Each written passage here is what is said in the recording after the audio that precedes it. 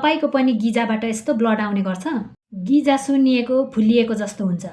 जिब्रोमा यस्तो सेतो तह आउन सुरु गर्छ। तपाईको सासबाट चाहिँ दुर्गन्ध आउँछ।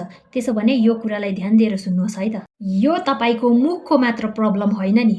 तपाईलाई जति पनि यो सिम्पटमहरू देखिन्छ, तपाईको दाँत, जिब्रो र गिजामा यो पेटसँग रिलेटेड हुन्छ।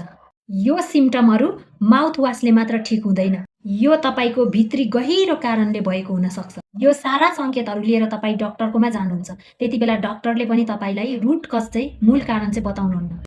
तपाईले गटलाई रिपेयर गर्नुपर्ने हुन्छ। पेट र आन्द्रालाई सफा गर्नुपर्ने हुन्छ। यसो इमेजिन गर्नुहोस् त, हाम्रो बडीमा सालौँदेखि कति चाहिँ विषाक्त पदार्थहरू चाहिँ जम्मा भएर बसेको होला।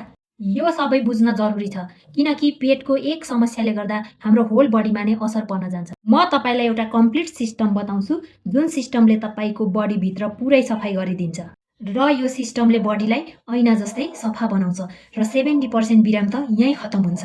तपाई हामीले सालमा एकचोटि चाहिँ हाम्रो बडीभित्र चाहिँ पुरै सफाइ गर्न चाहिँ निकै जरुरी छ। तपाईहरू पनि म जस्तै आफ्नो बडीभित्र सफाइ गर्ने होइन त? यदि गर्ने भने कमेन्टमा डिटक्स लेख्नुहोस् है त।